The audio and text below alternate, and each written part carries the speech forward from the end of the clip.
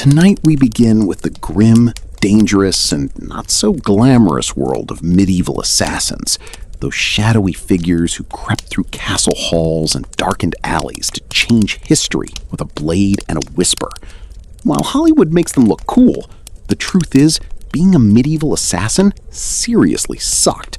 So before you get comfortable, take a moment to like the video and subscribe, but only if you genuinely enjoy what I do here. And let me know in the comments where you're tuning in from and what time it is for you. It's always fascinating to see who's joining us from around the world. Dim the lights, maybe turn on a fan for that soft background hum, and let's ease into tonight's journey together. Let's be clear, no one in medieval times woke up and said, "You know what? I'd like to stab a nobleman in the throat for 12 silver coins and the honor of hiding in a barrel for 3 days." Becoming an assassin wasn't a career path. It was more like a last stop on the life went horribly wrong train. Most medieval assassins weren't mysterious loners trained in mountaintop temples. They were desperate peasants, disgraced soldiers, ex-thieves with decent aim, or people so far off society's radar they could kill a man and still not be noticed in the census. If you were well off, you didn't become an assassin. You hired one. If you had a title, land, or even a goat to your name, you were in management. But if you just escaped debtor's prison, had a reputation for solving problems, and could sneak into a tavern without being... Congratulations! Someone, somewhere, was about to slide a coin purse across the table and whisper a name. And that name wasn't a fun one. You weren't asked to take out Bob the quiet turnip farmer. It was usually a corrupt baron, a bishop with too much gold, or someone with 12 bodyguards and a moat. The pay, tempting. The job, horrifying. But by the time someone considered it, they had nothing left to lose. No family, no future, and definitely no dental plan. Plus, let's not forget the absolute lack of job perks. No pension, no glory, no evenings off. You couldn't exactly hang up a shingle that said, "Quiet eliminations by appointment."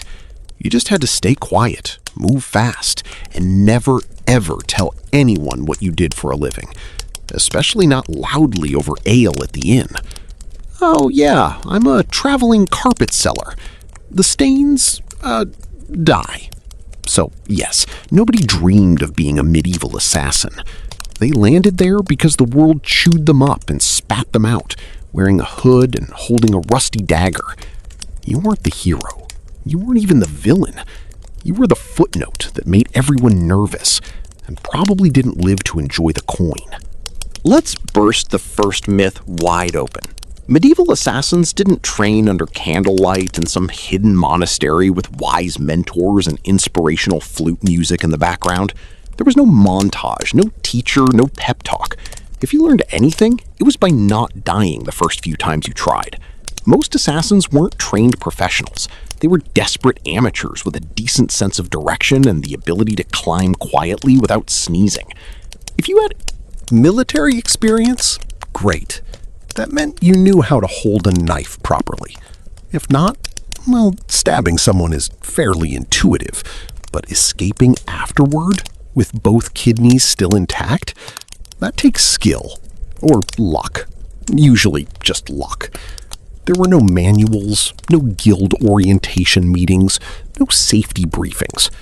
You didn't get taught how to spot a body double or where nobles keep their bedroom exits. You figured it out while hanging from a windowsill, wondering if you just crept into the servants' quarters again.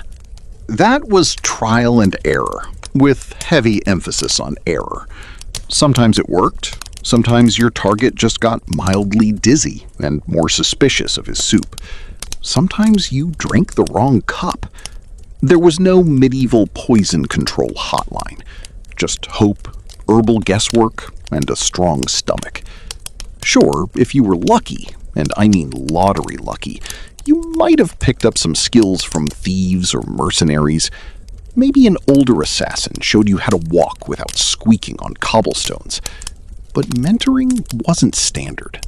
It was rare and short-lived because assassins don't retire. They disappear. Weapons training? Forget it. You weren't carrying a broadsword. You had a dagger you stole off a guard, maybe a garrote if you were feeling fancy, and whatever else fit under your cloak without jingling. So, no, you weren't some shadowy martial arts master. You were a guy with calloused hands, quiet footsteps, and a deeply unhealthy relationship with alleyways. Success didn't come from training. It came from survival. You learned how to kill by doing it quickly, sloppily, then vanishing before anyone could sketch your face and tack it to a church door. In short, your education was brutal, practical, and offered zero graduation ceremonies. Just bruises, bloodstains, and the creeping realization that you were very much on your own. Let's talk about why you became an assassin in the first place. Coin. Cold, heavy, jangly, deliciously spendable coin.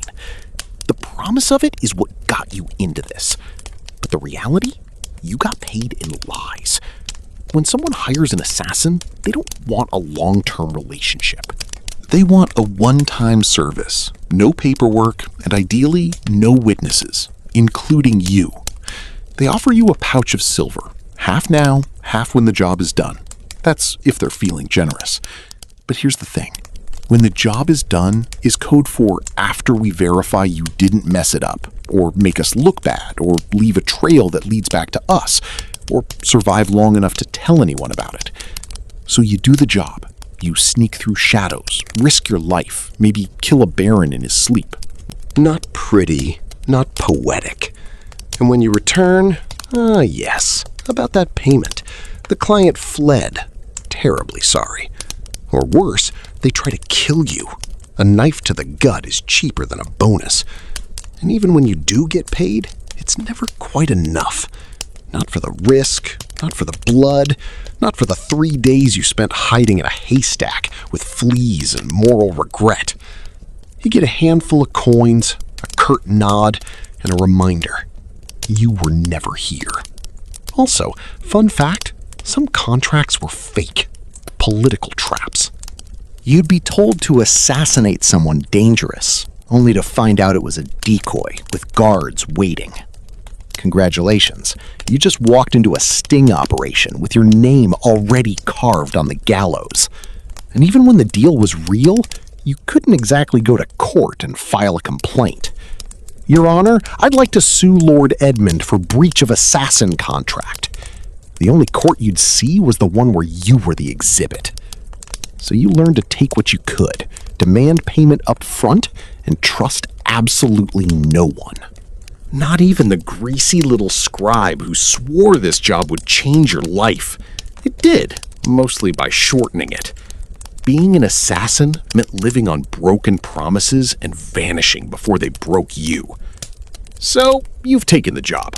You've been lied to about the pay. You're probably gonna die. Now, let's talk gear. Forget the fantasy novels and sneaky video games. There were no retractable wrist blades, smoke bombs, enchanted daggers, or crossbows that folded neatly into your boot. Your toolkit consisted of whatever you could steal, sharpen, or hide beneath a tattered cloak without clanking. If you were lucky, and I mean found a gold coin in a dead man's shoe lucky, you had a good dagger. Not ornate, not curved like a dragon's tooth, just sharp, hopefully rust-free, and ideally one that didn't smell like the last guy you stabbed with it. Poison?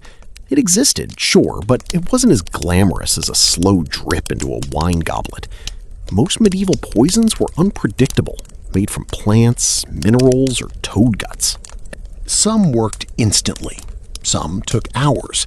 Some made your victim vomit for 2 days and then recover, angrier and now very suspicious of stew.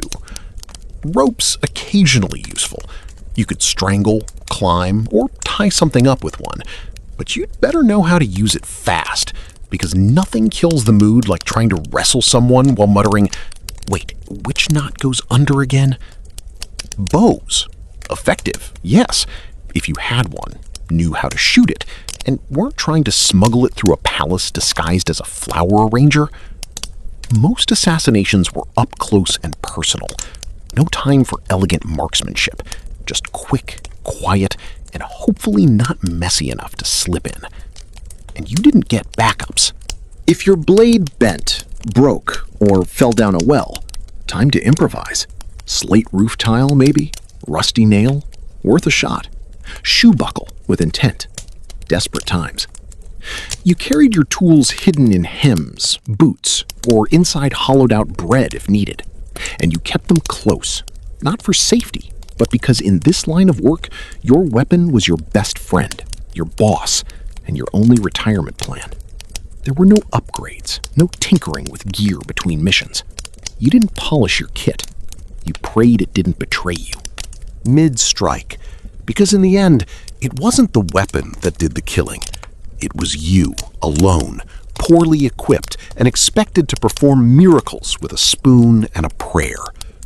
Assassins weren't hired to take out random drunks in back alleys. No one paid you to stab Jeff, the sleepy candle maker. Your targets were important. Nobles, bishops, military officers, sometimes even royalty. And those people, they were very hard to kill. First, there were the guards. Not one or two, dozens. Armed, armored, and well-fed. Some guarded the front, some watched the back. Others simply stood there, looking intimidating enough to make you think twice about every step. You'd spend days memorizing patrol patterns, listening for the creak of old wooden doors, and learning every shadow the castle had to offer. But those quiet footsteps, hidden blades, and whispered plots have long since faded into history. And tonight, we'll leave them there, resting silently in the darkness where they belong. So thank you for joining me on this slow journey through the forgotten world of medieval assassins. Rest well, sleep peacefully, and I'll see you in the next chapter of history. Good night.